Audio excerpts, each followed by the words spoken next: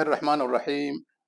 الحمد لله الذي استجاب دعوانا وبلغنا رمضان، ونرجو من الله أن يوفقنا لما فيه الخير والصلاح لنا كصوماليين وللأمة الإسلامية عامة. وأشهد أن سيدنا محمد صلوات الله وسلامه عليه خاتم الأنبياء والرسل، وعلى آله وأصحابه ومن تبعهم بإحسان إلى يوم الدين. ولا ليال maadaama allah subxaanahu watacaala uu ina soo gaarsiiyey tobankii ugu dambeeyey ee bisha ramadaan ee barakaysanee dhowaan aynu gelayno, waxaa muhiim ah marka in aynu ka faa'iidaysano waktiga,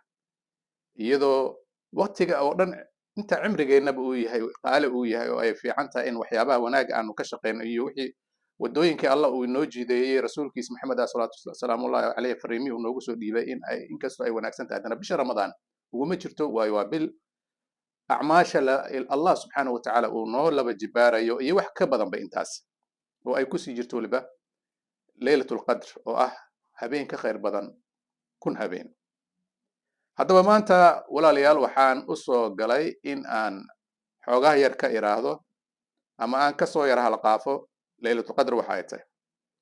kelmaddaas oo ama weydhaas leylatulqadr waxay ka koobantaa laba qaybood, leyla iyo alqadr.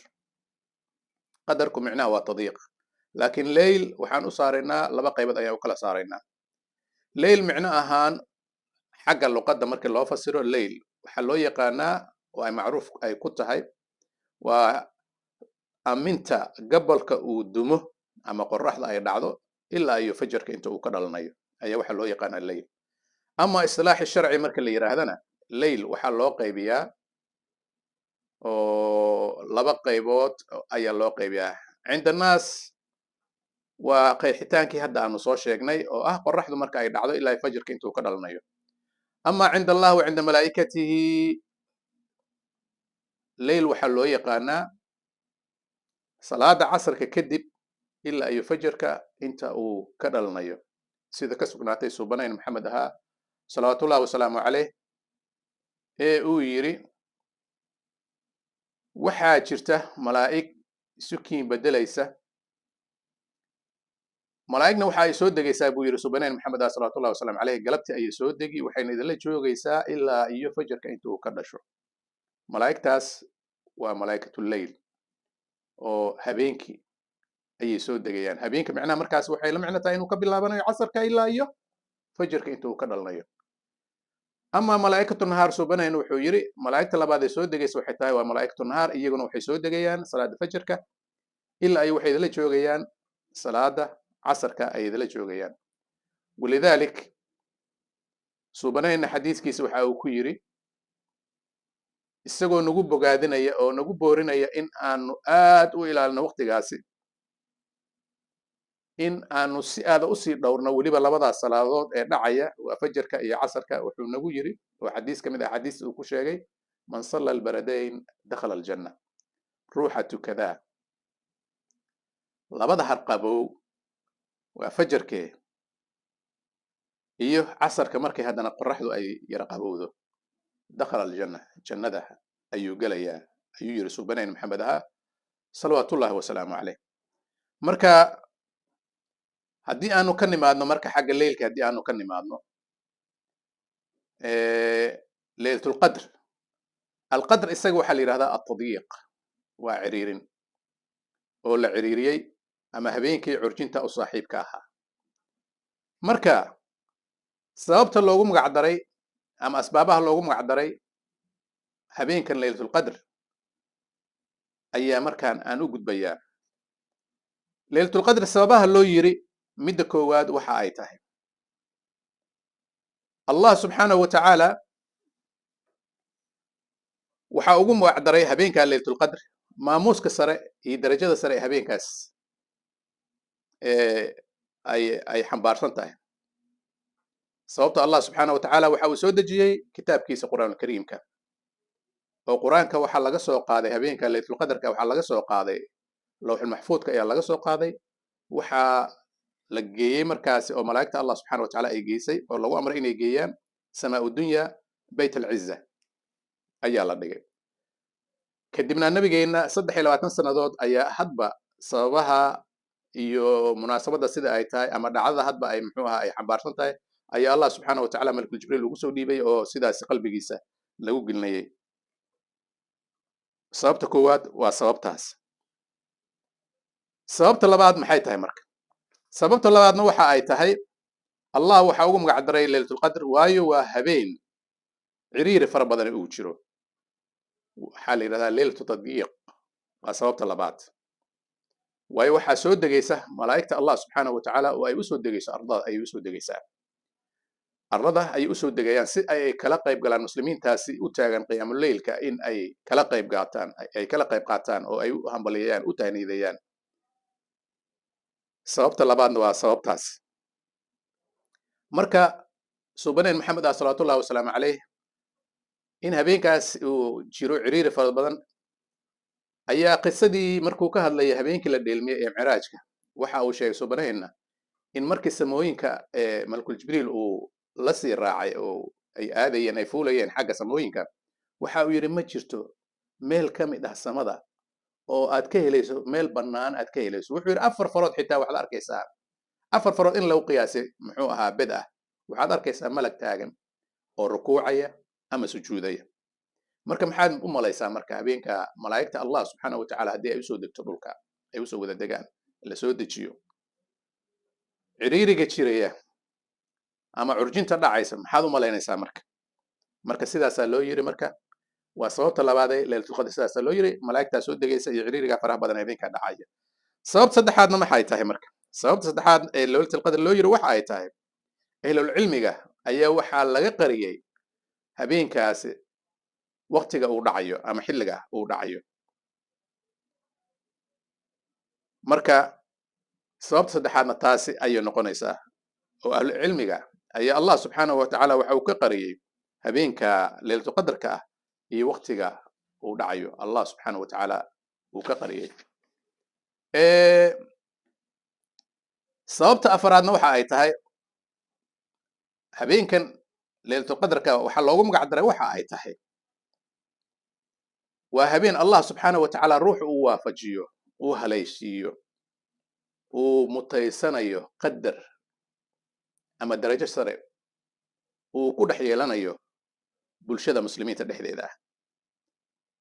sababta shanaad haddii aan u gudbo waxa ay tahay allah subxaanahu watacaala waxa ugu magac daray habeenkaasi laylatulqadr waxa ugu magac daray sababta oo habeenka la qadarayo oo allah subxaanahu watacaala uu xukminayo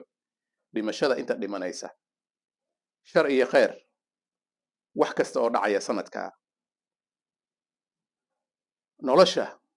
inta noolaalay aadami ah ama dad iyo dunyaba inta noolaanaysa waa habeenka allah subxaanahu watacaala uu qadarayo. allah subxaanahu watacaala mikail ayuu yeerayaa habeenkaas oo ah malaga qaabilsan arsaaqda wuxuuna siinayaa markaa qorshaha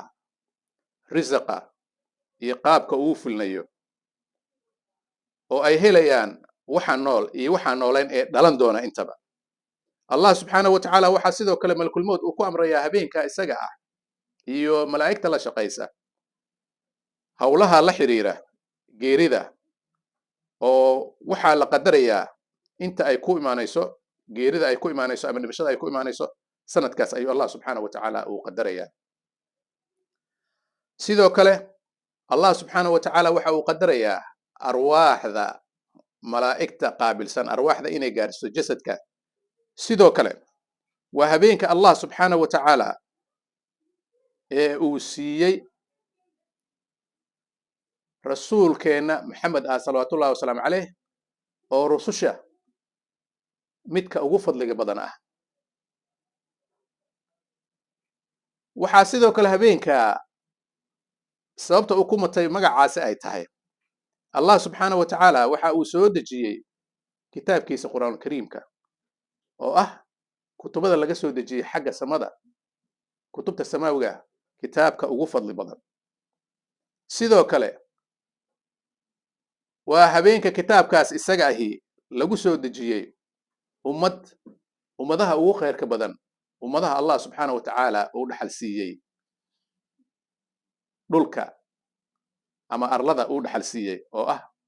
ummaddeena ummad maxamed salawaatullahi wasalaamu caleyh الله سبحانه وتعالى كتاب كيس وكشيء كنتم خير أمة أخرجت للناس تأمرون بالمعروف وتنهون عن المنكر الله سبحانه وتعالى أو كشيء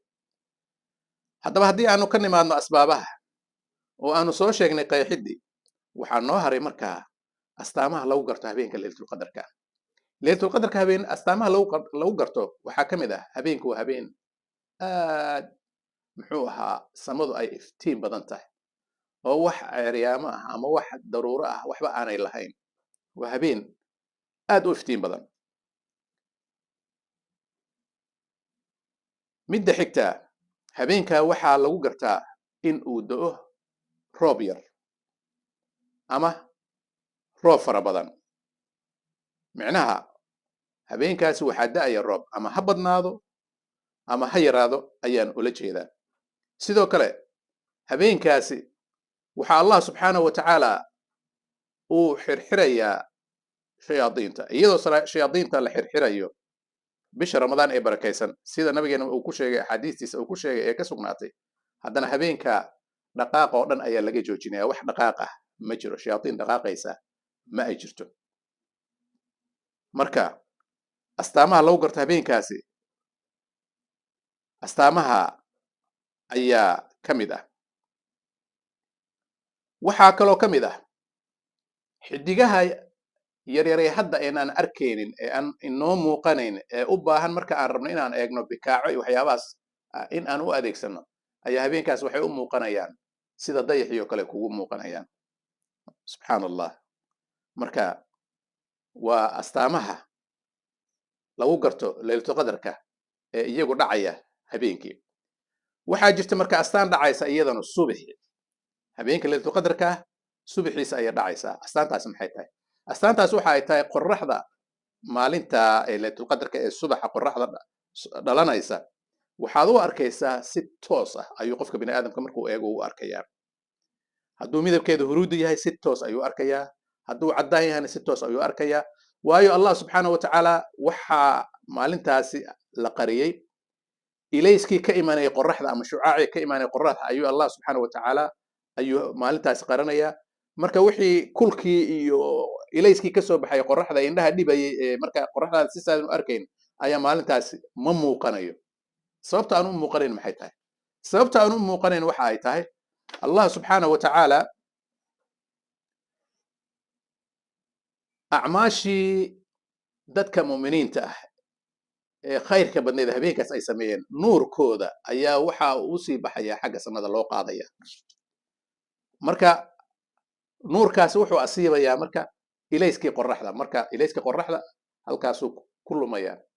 sidoo kale malaa'igtii allah subxaanahu wa tacaala iyagoo u soo degay arlada ayaa iyaguna nuurkooda iyo nuurkii acmaasha dadka mu'miniinta ay sameeyeen habeenkaasi ee ka baxay labada iftiin marka la isu geeyo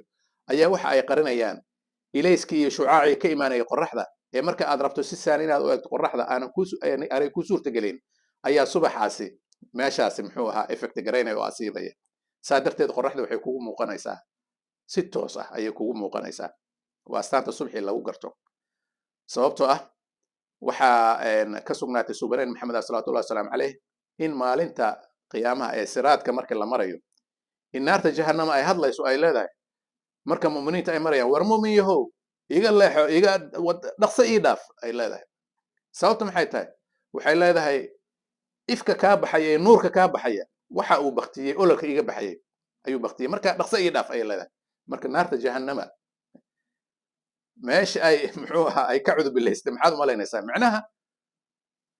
khayrkii aad samaysay habeenkaasi ilaahay uu ku waafajiyey iyo wanaaggii aad la timid iftiinkii ka baxayey ayaa wuxuu allah waxa uu yeeshay awooddaasoo muxuu allah subxaanahu wa tacaala xitaa ay ka qaylsiisay muxuu ahaa naarta jahannama ay la qaylinayso marka waa mucjiso marka hala dadaalo insha allahu tacaala waxaa marka intaa marka aan kaga nimaadno calaamadaha habeenkaasi lagu garto markaan kaga nimaadno halkaas ayaa markana waxaan u gelaynaa waqtiga laylatul qadarka uu dhacayo ama xadadaada waxa ay culimmadu ka yiraahdeen culimmada qaarkood waxa ay ku fasireen waxay yiraahdeen laylatul qadarka waxa uu dhacayaa tobanka ugu dambaysa bisha ramadaan ee barakaysan laga bilaabo 20-ka 21-ka 23-ka 24-ka 25-ka 26-ka marka habeenadaas ayuu dhacayaa culimada qaarkoodna waxay yiraahdeen mayo waxay soo galaysaa habeenada ay tiradoodu ay tahay muxuu ahaa waterka ay tahay ama habeenada kisiga ah sida 21-ka 23-ka 25-ka 27-ka 29-ka habeenadaas ayay soo galaysaa laylatul qadarka oo midkooda ayay dhacaysaa culimada qaarkood iyagu waxay soo daliishadeen aayado kamid ah aayadaha quraanka kariimka iyagu waxay yiraahdeen laylatul qadarka habeenka uu dhacayo waa habeen la yaqaano waa habeenka 27-ka oo waxay yiraahdeen suuratul qadr waxay ka koobantaa 30 xaraf ayay ka koobantaa suuratul qadr 30 xaraf ayay ka koobantaa xarafka koowaad 30 kelmadood ayay ka koobantaa niraado raalli ahada 30 kelmadood ayay ka koobantaa kelmadda koowaad waxay tahay inna anzalnaahu fi laylati alqadri wama adraaka ma laylatu alqadri halkaa 10 ayaynu ku haysanaa laylatu alqadri khayrun min 1000 shahrin tanazzalu almalaa'ika والروح فيها 10 kale ayaanu ku haysanaa بإذن ربهم من كل أمر 25 أيام مرينا سلام هي ليلة القدر وكا علماء الساس أسوديشن وحي دعيسا هبينك تضبيلاتن كمركا وحانا كوبيغن سلام هي ليلة القدر كي أي هي ذا استلماميسا أو ضمير كاس وتاي ليلة القدر وهلا قرتي علماء قاركون وحي رادين مايو iyaguna waxay soo dilishadeen isla aayaadka quraanka kariimka ay soo dilishadeen waxay yiraahdeen laylatul qadr weedaas laylatul qadr ama jumladaas waxay ka koobantaa 9 xaraf layl laamki yaadi la tu afar weeyaan al qadri waa 9 laylatul qadri qoraal ahaan marka xuruuf ahaan la fiiriyo waxay ka koobantaa 9 xaraf marka waxay yiraahdeen waxay hadana dib u eegeen marka imsa jeer ay soo galaysaa suurada bismillaahir rahmaanir rahiim inna anzalnaahu fi laylatil qadr waa mar wama adraaka ma laylatul qadr waa laba laylatul qadr waa marka saddexaad marka 9 xaraf ay ka koobanto ayaa waxay ku dhufteen marka times 3 9 times 3 maxaa soo baxaya 27 ayaa soo baxaysa waa 27 iyaguna markaas waxay rajaxeen in habeenka laylatul qadarka uu ku beegan yahay habeenka 27-ka oo culimadaas ay iyaguna raaceen intaasna waxaanu kaga baxaynaa xadadaada iyo culimada waxa ay ka yiraahdeen haddaba habeenkan fadliga badan ee adoomada eebe camalka ay sameeyaan loogu dhigayo sida kumbilood camal ay sameeyeen oo kale sababta Allah subhanahu wa ta'ala ummadeena ummatu nabi maxamed uu siiyay maxay tahay annagana loogu qaas yeelay sababtan loogu qaas yeelay waxa ay tahay fadliga Allah subhanahu wa ta'ala ka soo koow waxaanu ku helnay fadliga nabigeena maxamed ah badbaadina xariis dusiisa ahaatee sababta habeenada kamid ah ayaa nabigeena maxamed ah waxa uu tukanayay qiyaamul layl markaas wuxuu ku tukanayay suuratul ankabut isagoo suuratul ankabut sidaas u akhrinay ayaa waxa soo martay markaas aayada walaqad arsalnaa nuuhan ila qawmihi waxaan u dirnay nabi nuux qoomkiisa ayaan u dirnay si uu hanuuniyo falabitha fihim 1000 sanatin wuxuu la joogay 1000 sano ayuu la joogay ilaa 50 caam marka laga reebo 50 sanadood mooyaane macnaha wuxuu la joogay 950 sanadood kolka nabigeena maxamed ah sallallahu alayhi wasallam ayaa waxa uu yiri rabbiyo ummadii hore ambiyadii hore waxaad siisay cumri dheer ayaad siisay anigana ummadayda cumrigoodu iska gaaban yahayo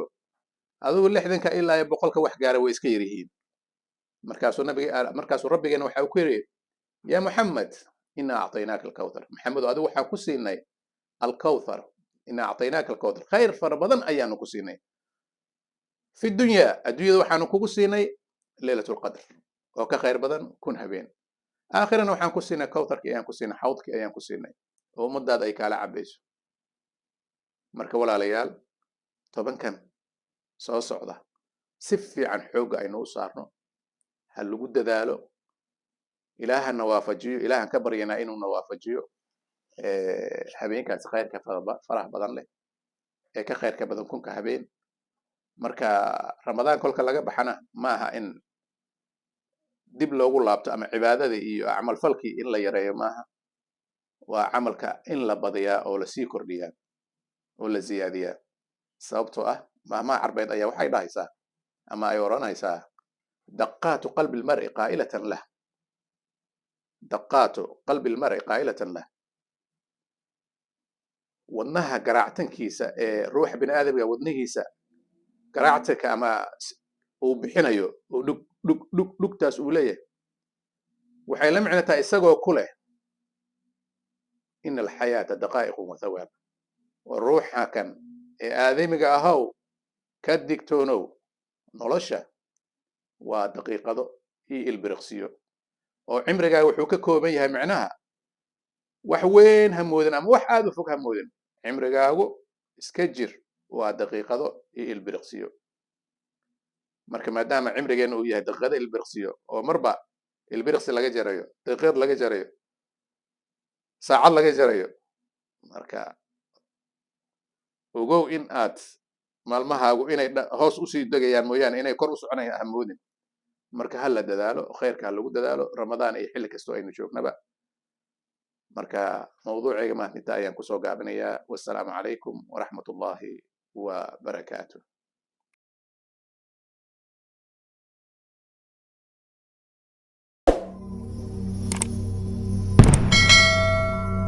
But Green Media.